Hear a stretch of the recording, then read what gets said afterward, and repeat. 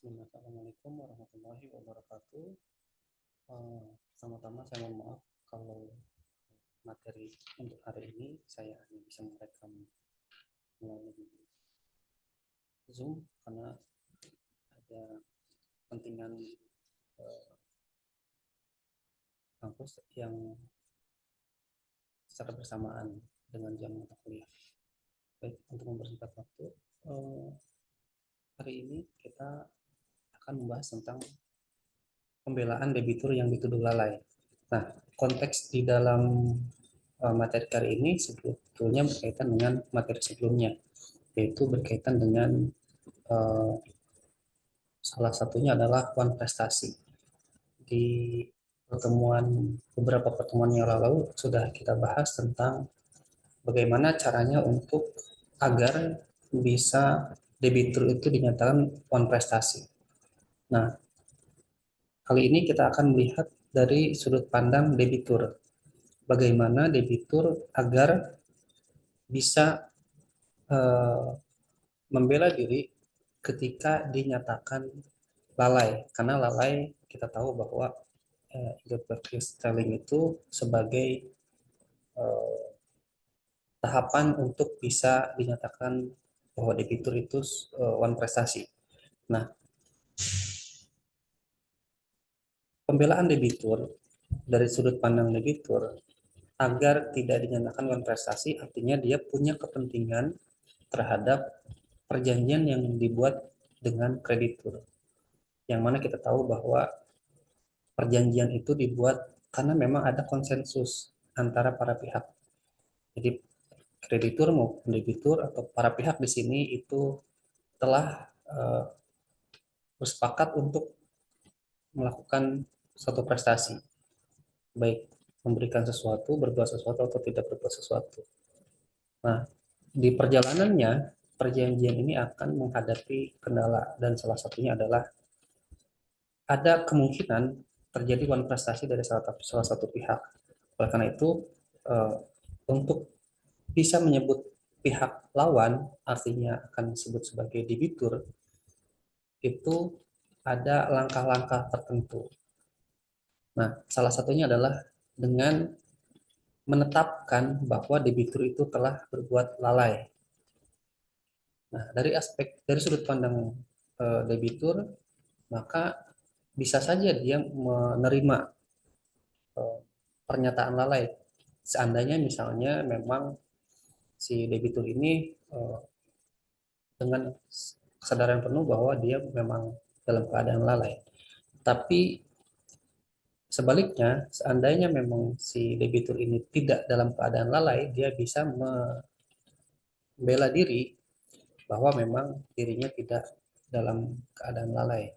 Nah, bentuknya untuk pembelaan bahwa debitur itu tidak dalam keadaan lalai adalah ada beberapa cara, yaitu yang pertama adalah mengajukan bahwa tuntutan adanya keadaan memaksa atau ada overmark atau dalam istilah lain adalah force majeure.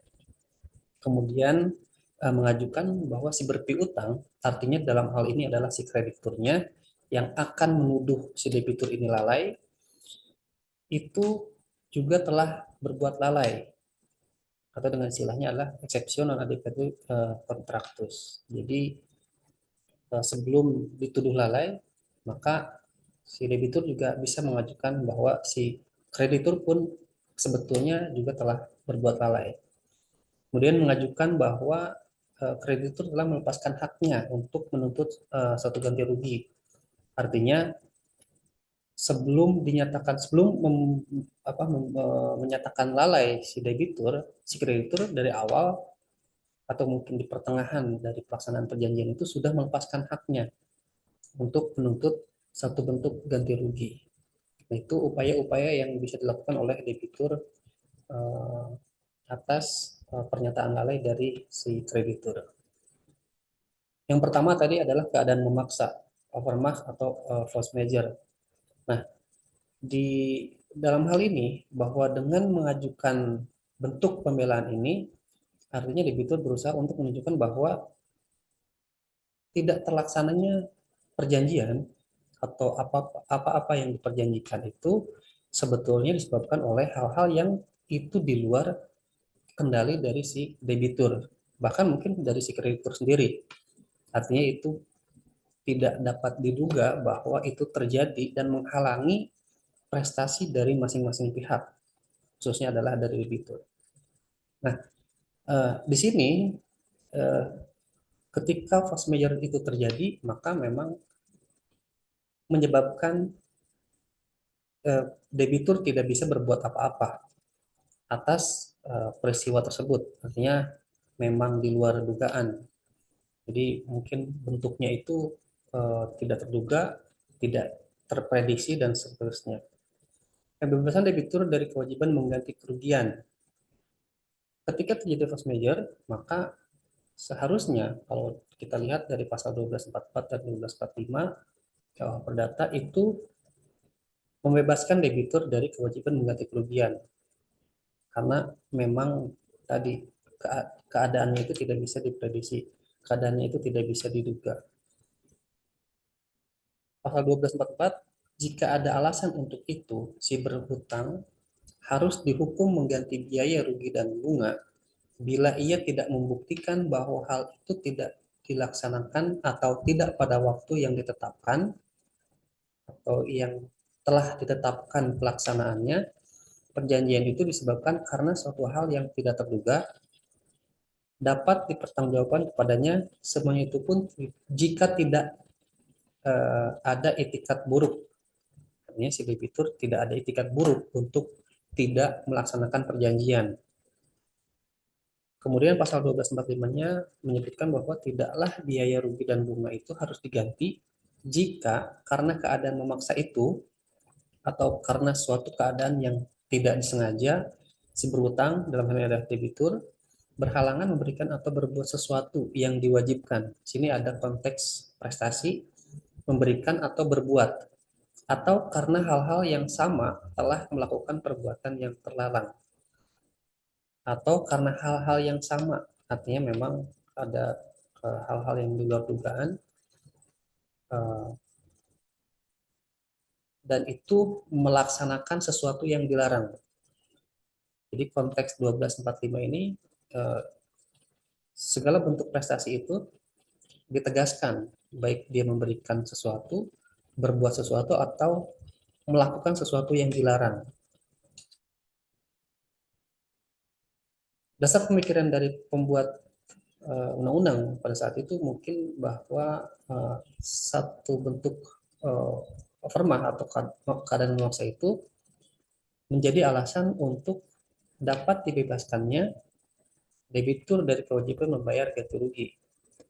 Nah, di situ dijelaskan juga bahwa keduanya disebut sebagai deblur. Deblur itu dua pasal yang memang mengatur hal yang sama. Satu dan yang lainnya itu saling uh, menjelaskan atau mengatur tentang hal yang sama. Jadi keadaan memaksa ini satu bentuk kejadian yang itu betul-betul tidak terduga, tidak sengaja dilakukan atau mungkin di luar kuasa dari para pihak dan tidak mungkin dapat dipertanggungjawabkan kepada debitur dalam hal ini yang akan dinyatakan lalai, dan itu pastinya memaksa dalam arti bahwa si debitur ini harus eh, terhalang dari melaksanakan prestasi, terpaksa tidak melaksanakan prestasinya, terpaksa tidak menepati janji yang dibuat antara si debitur dengan kreditur. Konteksnya tadi, semua bentuk prestasi itu menjadi terhalang. Kalau dalam bentuk larangan, artinya untuk tidak berbuat sesuatu, secara terbalik si debitur malah melakukan sesuatu yang dilarang di dalam perjanjian.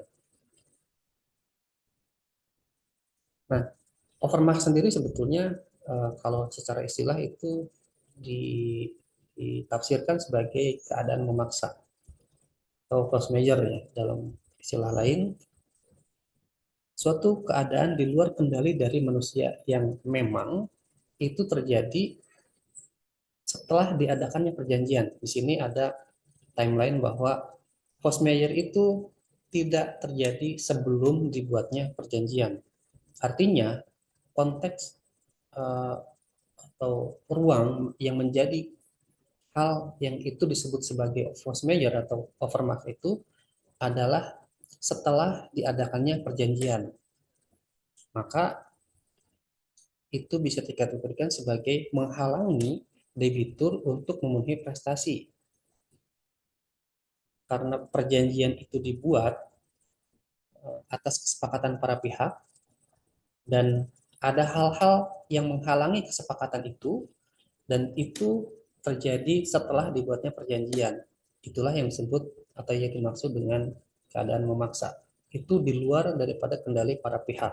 Tidak hanya debitur sebetulnya, tapi kreditur juga akan bisa memaklumi itu. Oleh karena itu, biasanya dalam klausula perjanjian itu dibuat satu bab khusus atau satu pasal khusus yang berkaitan dengan force majeure. Dan uniknya bahwa force majeure ini itu tidak ada pihak yang bisa dipersalahkan dan tentunya harus menanggung risiko kerugiannya. Jadi force majeure ini tidak ada pihak yang bisa ditunjuk yang harus bertanggung jawab atas tidak terlaksananya prestasi dari debitur. Istilah lain sebetulnya dalam hal ini adalah act of God atau tindakan Tuhan. Tapi kita bukan menyalahkan Tuhan. Hanya di situ konteksnya adalah segala bentuk yang di luar dugaan para pihak itu atas uh, terjadi atas segalanya memang atas intervensi dari Tuhan. Tapi konteksnya di situ memang untuk menyebutkan bahwa tidak ada kuasa, tidak ada kekuasaan atau tidak ada uh, kendali atas satu bentuk peristiwa tertentu yang itu bisa saja terjadi di masa depan setelah dibuatnya perjanjian yang ada intervensi dari para pihak dan itu tidak bisa menyalahkan juga pihak lain karena bentuk-bentuk force majeure biasanya dalam bentuk yang memang itu berupa takdir Tuhan atas sesuatu misalnya tadi banjir, longsor, gempa bumi, gunung meletus, apa banjir bandang dan sebagainya itu semua uh, merupakan intervensi Tuhan atas alam semesta misalnya. Makanya disebut sebagai act of God, tindakan Tuhan. Dan tidak mungkin kita bisa mempersalahkan Tuhan karena uh, itu di luar konteks. Artinya memang tidak ada pihak yang bisa dipersalahkan atas terjadinya force majeure tersebut.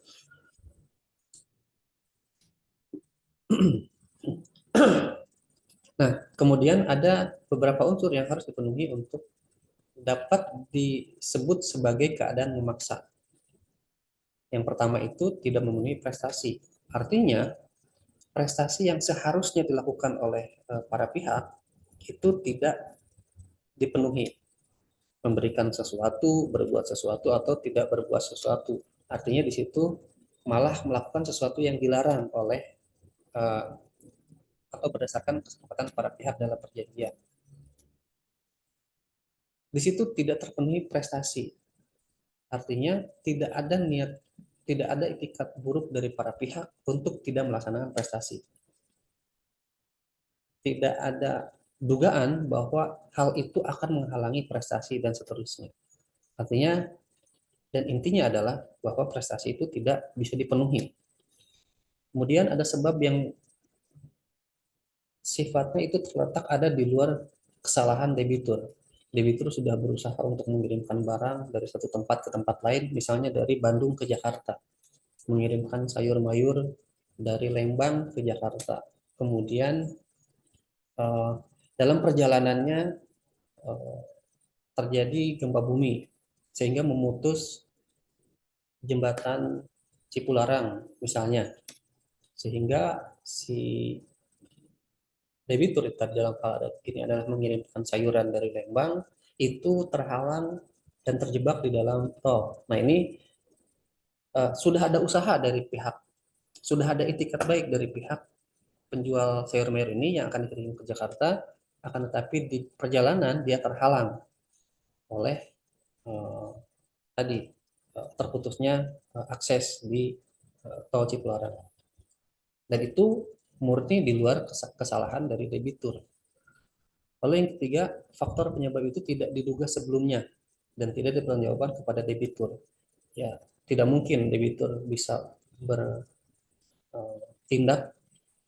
memutuskan jembatan Cipularang yang demikian kokohnya, demikian kuat hanya dengan satu, mungkin satu kontainer atau satu truk eh, sayur mayur kan seperti itu.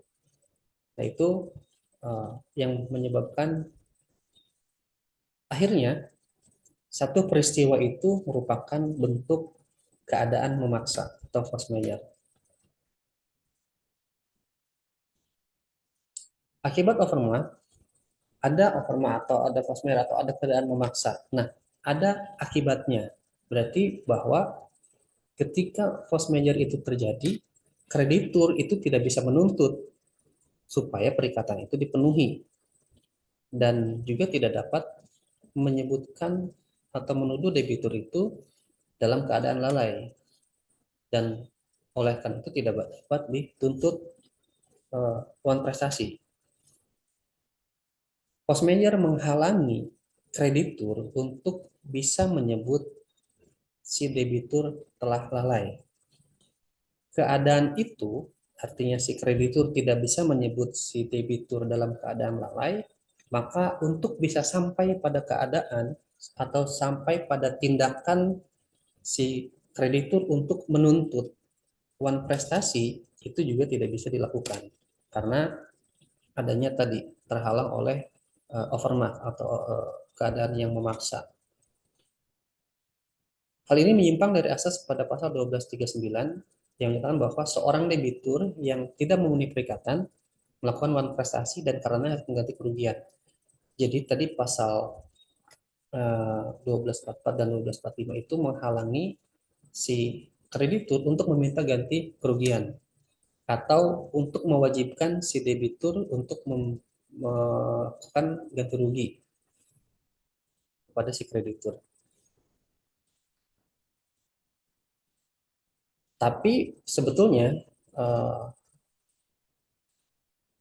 1244 tadi dan 1245 itu merupakan bentuk pengecualian karena eh, pengecualian ketika ada satu prestasi yang tidak dipenuhi oleh debitur yang seharusnya defaultnya adalah si debitur ini harus melakukan ganti rugi. Tapi di pasal 1244 dan 1245 itu dinyatakan bahwa dikecualikan apabila memang eh, apa, si debitur tidak bisa membuktikan bahwa tidak dilaksanakan prestasi itu eh, akibat dari force majeure. Tapi sepanjang si debitur bisa membuktikan bahwa segala bentuk eh, halangan atau segala bentuk eh, tidak dilaksanakannya prestasi itu karena si debitur bisa membuktikan bahwa terjadi keadaan memaksa di luar dari kekuasaan si debitur.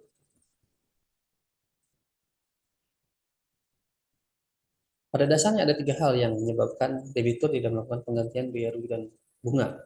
Yang pertama itu hal yang tidak terduga sebelumnya. Ini juga berkaitan dengan tadi yang peristiwa pertama. Tidak terduga sebelumnya. Overma itu tidak terduga. Gempa bumi sampai saat ini para ahli sekalipun tidak bisa memprediksi di mana akan terjadi gempa bumi, seberapa besar kekuatan gempa bumi, kapan, yang jelas kapan itu yang kunci dari uh, apa terjadinya gempa bumi itu tidak bisa diprediksi, tidak bisa diduga, apalagi oleh si debitur. Terjadinya secara kebetulan. Kebetulan di sini memang tidak direncanakan dan pasti tidak direncanakan oleh debitur. Karena apa? Karena di situ debitur sudah ada itikat baik untuk melaksanakan prestasinya. tapi secara kebetulan terjadi overmark. Lalu yang ketiga, ada bentuk overmark atau ada bentuk keadaan yang memaksa yang sifatnya absolut, ada yang sifatnya relatif. Kalau di mata kuliah lain kita pernah bahas ini, yang kalau yang absolut itu berarti si eh, debitur tidak mungkin melaksanakan eh, prestasinya atau sama sekali debitur tidak dapat memenuhi perikatannya. Kenapa? Karena ada peristiwa yang itu di luar kekuasaannya, yang itu bisa menghilangkan objek dari perjanjian. Di sini contohkan bahwa eh, si A ingin bayar utang kepada si B, tiba-tiba si A ini eh, melakukan pembayaran utang, tapi terjadi gempa bumi. Atau contoh lain yang konkret itu tadi kita lanjutkan contoh dari eh, apa pengiriman sayur mayur dari Lembang ke Jakarta, gempa bumi, kemudian eh, truknya atau mobil pengangkut sayurnya itu jatuh ke jurang sehingga musnah barangnya dan seterusnya. Nah ini juga merupakan apa prestasi yang apa force major yang sifatnya absolut. Atau contoh lain jasa misalnya. Kalau tadi kan barang, ini jasa melukis, seorang pelukis misalnya terkena stroke yang itu menurut analisis dokter bahwa stroke-nya itu tidak bisa disembuhkan. Nah, itu juga jadi absolut sifatnya, menjadi permanen kalau bahasa lainnya. Kemudian apa? Atau misalkan bahkan meninggal dunia, sehingga seorang pelukis itu tidak bisa digantikan oleh pelukis lain. Meskipun yang selalu saya ulang itu, meskipun dalam aliran yang sama, tapi mungkin karakter dari lukisannya atau hasil lukisan itu akan berbeda antara satu dengan yang lain. Ada yang kedua adalah keadaan memaksa yang sifatnya relatif atau temporer atau sementara. Di sini keadaan memaksanya itu menyebabkan debitur ada kemungkinan si debitur itu masih bisa melaksanakan prestasinya, tapi prestasinya itu harus dilakukan dengan bentuk pengorbanan yang cukup besar. Eh, Kalau tadi mungkin apa sayurnya dia terputus oleh jembatan yang ambruk, si debitur yang seharusnya mengirimkan itu tepat waktu itu bisa jadi tidak terpenuhi tepat waktu, eh, kemudian upayanya karena dia ada tiket baik untuk mengirimkan barangnya, maka dia mungkin putar balik, terbaik air artinya dia keluar lagi ke eh, pintu exit tol terdekat untuk bisa melanjutkan perjalanan melalui jalan non tol. Jadi dia eh, mengirimkan barang itu melalui jalan alternatif yang itu akan memakan waktu yang jauh lebih lama dibandingkan melalui tol. Tapi karena ada keadaan memaksa tadi yang memaksa si debitur untuk putar balik, mengambil jalan alternatif yang lain, kemudian sehingga perhitungan sampai di Jakarta itu menjadi mungkin terlambat.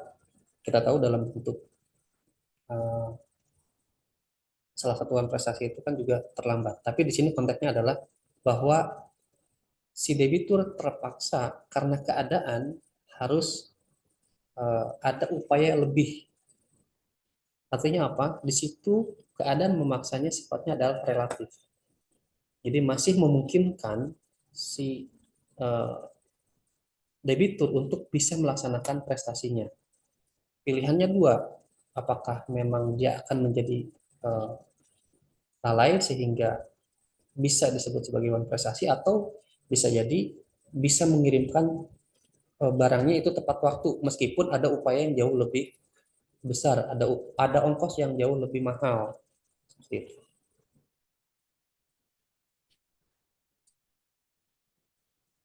Nah, di dalam uh, post major atau dalam keadaan memaksa itu ada beberapa teori. Yang pertama itu teori ketidakmungkinan, Ada yang kedua adalah teori penghapusan atau peniadaan kesalahan. Teori yang pertama, performa itu dianggap sebagai keadaan yang tidak mungkin melakukan pemenuhan prestasi yang telah diperjanjikan dalam kontraknya. Di sini ketidakmungkinan di sini dalam arti bahwa si kondisinya itu memang tidak memungkinkan untuk terjadinya atau untuk pelaksanaan prestasi dari debitur. Kemudian ajaran ini juga dibedakan lagi menjadi kemungkinan absolut atau objektif dan kemungkinan yang sifatnya relatif atau subjektif. Kalau yang absolut tadi yang saya bahas bahwa itu sama sekali debitur tidak bisa melakukan atau melaksanakan prestasinya. Kalau yang relatif atau yang sifatnya subjektif itu bisa saja, tapi mungkin tadi dengan upaya yang besar.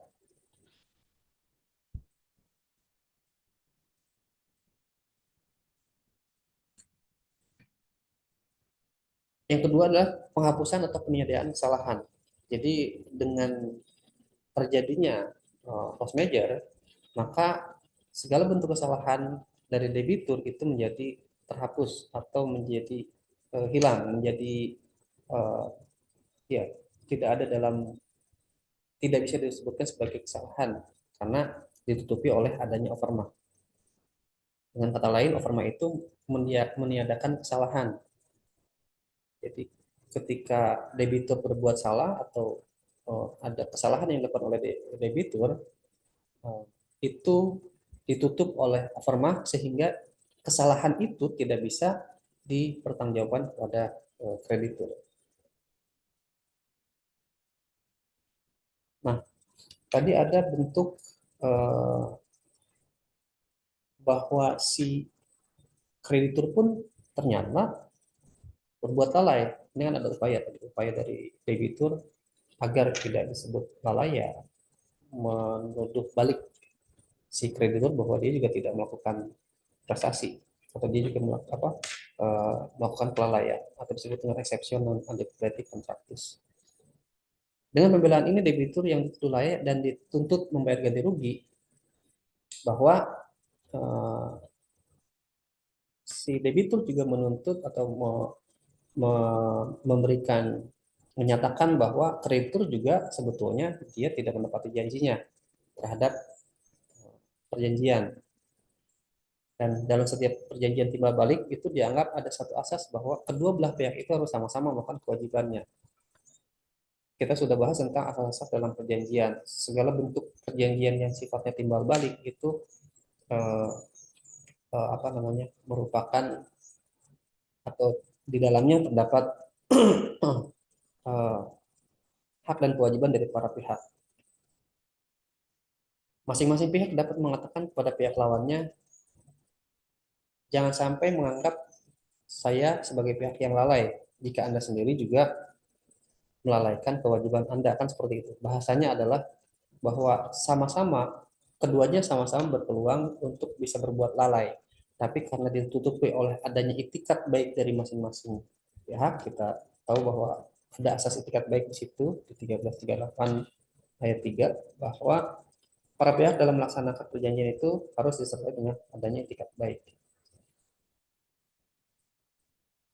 Nah, ini dicontohkan bahwa si pembeli menuduh si penjual terlambat menyerahkan barang. Tapi sebetulnya dia sendiri adalah juga tidak mendapati janji untuk misalnya memberikan DP kan seperti itu. Prinsip menyeberang bersama-sama dalam jual beli ditegaskan dalam pasal 1478. Si penjual tidak diwajibkan menyerahkan barangnya jika si pembeli belum membayar harganya. Sedangkan si penjual tidak mengizinkan penundaan pembayaran tersebut. Jika si penjual tidak mengizinkan penundaan pembayaran, meskipun sebelumnya dalam prinsip jual beli kan ada yang disebut dengan uh, bahwa perjanjian itu sudah uh, perjanjian jual beli itu sudah terjadi bila mana mereka sudah sepakat, sudah konsensus. Tapi di sini ditegaskan pengecualian bahwa ada ketentuan apabila si penjual itu uh, tidak harus menyerahkan barangnya jika pembeli belum membayar. Di satu sisi telah ada perjanjian jual beli, tapi di sisi lain eh, jual beli itu tidak terjadi manakala belum ada levering, ada perpindahan barang dari penjual kepada pembeli maupun pembayaran dari sisi pembeli kepada penjual. Prinsip ini atau prinsip eksepsional adjudicated kontraktif itu tidak disebut dalam pasal undang-undang sebetulnya secara tersurat, melainkan bentuk eh, kebiasaan hakim atau merupakan jurisprudensi yang itu diciptakan oleh hakim karena memang itu bentuk penafsiran dari ketentuan-ketentuan yang ada dalam undang-undang. Lalu ada namanya pelepasan hak. Yang ketiga ada pelepasan hak, alasan yang dapat membebaskan debitur yang akan dituduh lalai atau yang dituduh lalai dari kewajiban untuk mengganti kerugian dan memberikan alasan untuk menolak pembatalan perjanjian. Di sini disebut sebagai pelepasan hak. Jadi pelepasan hak ini yang dilakukan oleh kreditur itu merupakan alasan untuk apa? Untuk membebaskan debitur dari tuduhan lalai. Karena dari awal atau dari mungkin di pertengahan pelaksanaan perjanjian, kreditur sudah melaksanakan pelepasan hak. Merupakan satu sikap pihak kreditur dari mana pihak debitur boleh menyimpulkan bahwa kreditur itu sudah tidak akan menuntut ganti rugi. Itu bentuk pelepasan hak. Contohnya si pembeli, meskipun barang yang diterima tidak memenuhi kualitas, tidak menegur si penjual atau mengalihkan barangnya, tapi barangnya itu dipakai. Jadi mungkin ketika terjadi jual beli apa nih beras contohnya yang seharusnya misalnya beras apa eh, apa yang paling bagus Ramos mungkin yang mungkin saya kurang begitu paham. Kemudian yang diberikan malah IR. Nah, itu mungkin ketika kreditur menerima itu dan tidak melakukan apa keluhan terhadap barang beras yang dipakai yang dikirim kemudian dia pakai tanpa ada protes, itu artinya si kreditur dalam hal ini pembeli beras tadi sudah melepaskan haknya untuk bisa menuntut kelalaian dari si debitur. Dalam hal ini adalah si penjual dari beras tersebut.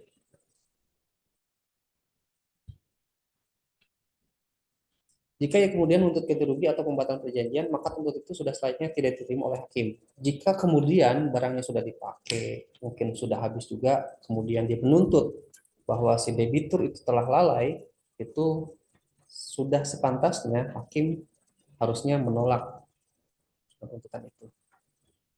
Ini demikian untuk pertemuan eh, kali ini. Terima kasih. Nanti kita akan lanjutkan di sesi kedua dengan tema yang lain. Assalamualaikum warahmatullahi wabarakatuh.